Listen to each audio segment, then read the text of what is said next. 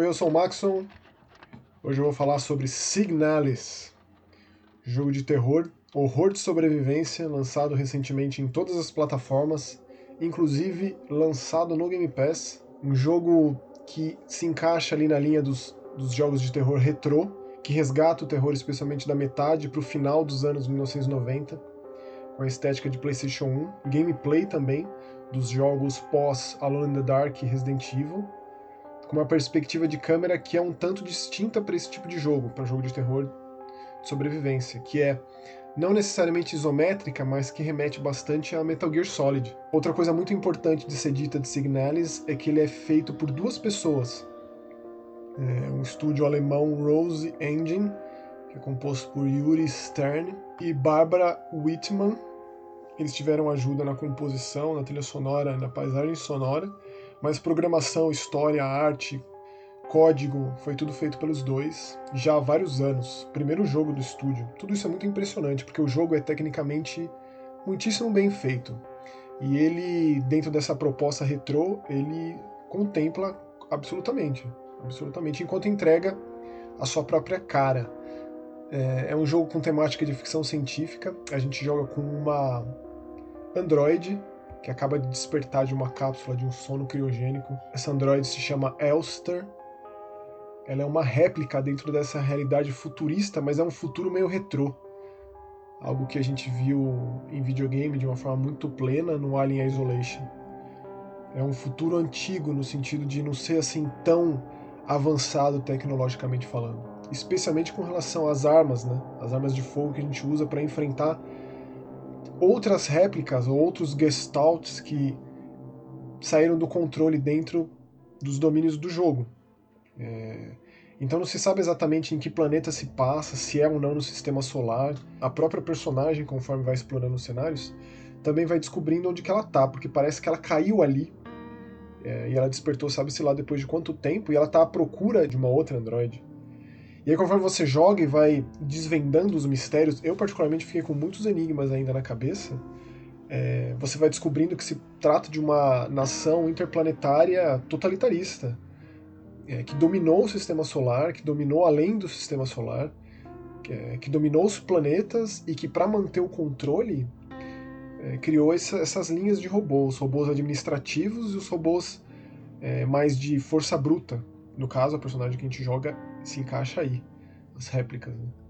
Enquanto convivem com os humanos que existem nessas outras realidades que além do planeta Terra. Eu fiquei apaixonado com esse jogo desde que ele foi anunciado. Por conta das cutscenes, que tem um traço de anime, mas também um anime antigo, um negócio meio Gundam.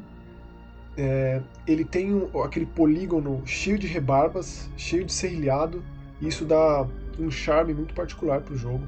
Também traz uma melancolia carregada, assim, que é essa coisa do robô com personalidade, né? Existe uma consciência ali dentro, até certo ponto. E até que ponto? E os seres, né, essas outras máquinas, esses outros robôs com partes orgânicas completamente descontrolados e absolutamente assustadores. Quando eu digo que ele na real acepção do termo, é horror de sobrevivência, é porque ele tem inventário limitadíssimo, ele tem inclusive o baú do Resident Evil, remete diretamente a Resident Evil, tem as idas e vindas do horror de sobrevivência, tem aquele mapa que você precisa explorar no detalhe, com itens novos que você apanha uma chave ou um código e vai explorando novas áreas. Inclusive, eu diria que esse jogo é dividido em duas grandes metades, a metade que você tem o mapa e a que não, e a diferença que isso faz e como dificulta enormemente. E enquanto ele remete a Resident Evil na parte gameplay, ele traz muito de Silent Hill com relação a como ele apresenta as criaturas, como elas surgem, como elas te confrontam a Elster, e o próprio som que elas emitem, né, e o barulho que faz quando aparecem várias, causa umas situações de muito desespero, porque você não tem munição suficiente para lidar com as adversidades todas.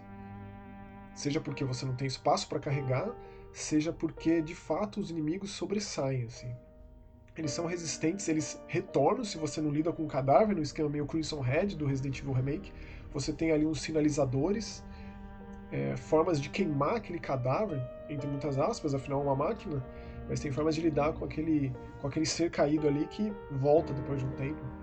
E eu ainda não soube desvendar ao certo com quanto tempo eles voltam, ou se alguns voltam, outros não. E outro elemento muito elementar do horror de sobrevivência, que é absolutamente primordial em Signalis, é quebra-cabeças.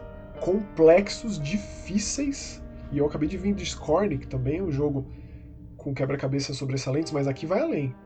Tive dificuldade para resolver muitos deles, porque a Elster, e assim, é uma das características, uma das diferenças dos Signalis, né? A Elster está equipada com um radiotransmissor e você consegue acionar na robô diferentes estações, e muitos dos quebra-cabeças mais complicados estão atrelados a isso de uma forma ou de outra, pelo menos na minha opinião. Né? E depois que você termina o jogo, que é um final muito enigmático, o jogo já te convida a recomeçar e aí te levar a caminhos que dão desfechos definitivos com mais finais e novos caminhos mesmo, novas áreas do jogo.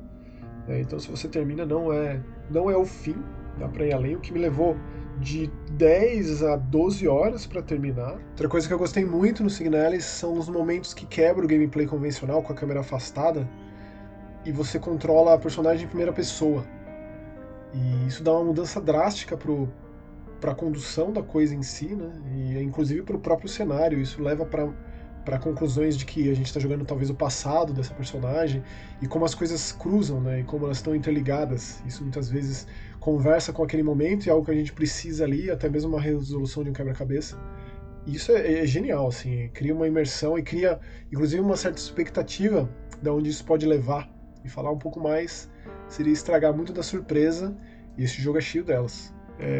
Infelizmente, o jogo não está traduzido para o nosso idioma, e 90% do desenvolvimento de enredo desse jogo é através de leitura de papéis, documentos que você encontra diários espalhados pelo cenário, que remetem de novo àquilo que eu falei, de ser um futuro do passado, né? Que eu acho isso muito interessante. É um jogo que tem um apelo visual gigante, uma trilha sonora muito marcante, extremamente melancólica e deprê, assim. Uma paisagem sonora que pro terror é absolutamente primordial, né? Com barulhos assustadores das criaturas e aquele som ambiente que cria uma imersão absurda. E realmente, assim, o lance do inventário limitado e disso ser de fato um problema que você tem que pensar e criar estratégias, isso pode ser talvez um fator desmotivador, mas eu sei que para a audiência desse jogo em específico, para quem o Signalis mira, vai acertar no alvo em cheio, na minha opinião. Porque é justamente esse resgate do terror antigo que a gente tem visto muito, especialmente no meio indie, né? Especialmente entre os desenvolvedores independentes de terror. E o Signalis, sem dúvida nenhuma, é dos mais refinados. É o dos mais refinados.